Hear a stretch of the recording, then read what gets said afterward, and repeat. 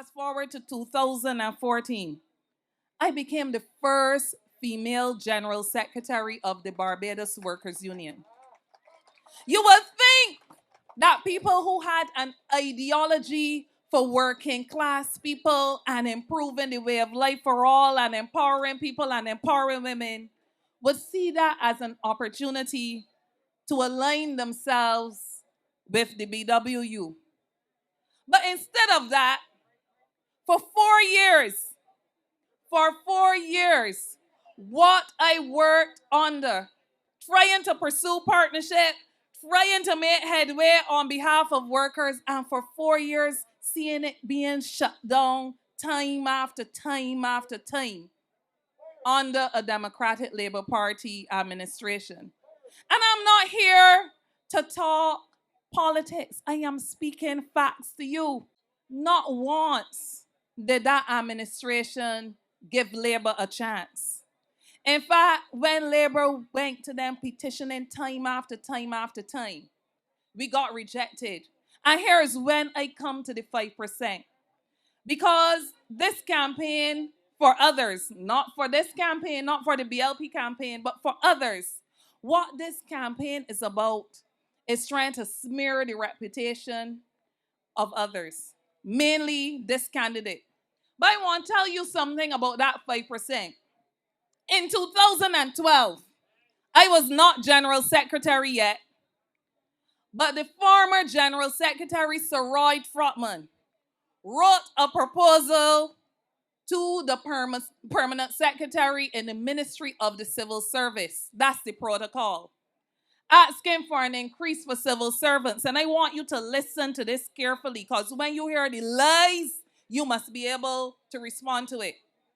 In 2012, we asked for a 5% increase for people who are at higher salary levels. And for the ones at the bottom, we asked for a 7.5% increase. Fast forward to 2016, because nothing happened between August 2012 and May 2016, when I now, as General Secretary, recognizing that 4 years had passed and public servants still didn't get a cent more in their pocket, I asked for more. That's my name. I asked for more than the 7.5% and the 5%. So I submitted a proposal of 15%. What did I say? A proposal of how much? So when you hear people going about saying that I asked the government for 23% and came under Mia Motley administration and settled for 5%, that is good. That is what we asked public workers for, COB for, FCIB, ADM Mills, whatever. All 208 divisions of the BWU. It is an indicative position, and we asked for a 15% increase.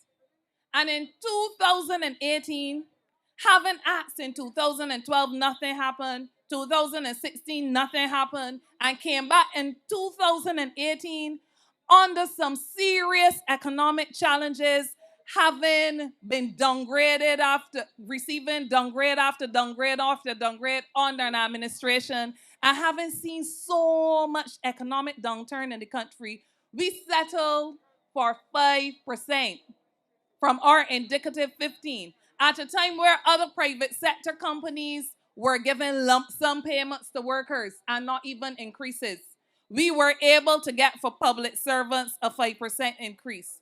Now, they want me to be ashamed of that, but I am ashamed of them, because for years, for 8 years, we had been asking on behalf of public servants.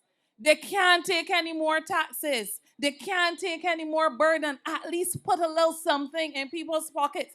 Even if you're not going to give them money, give them appointments so that if they want to improve their lot in life, they can go to courts with a letter, a job letter that will be accepted. They can go to the banks, but nothing. And they come around and tell you that Toni Moore is the biggest sellout of the workers because I have settled for 5% after asking for 23%. The next time any of them come to you with that, ask them to show you. Do you recall what our government inherited on the 24th of May 2018. They're saying Toni Moore accepted, at the BW, accepted a 5% increase, and it wasn't enough, right? That Toni Moore sold out and took only 5% on behalf of the workers. How much did they give them? In 10 years, they didn't give the workers an increase of 1 red cent, not a red cent, and they are hypocrites. They could point a finger at Toni Moore and talk about she sold out. Well, if she is a sellout, all of them is Judas Iscariot.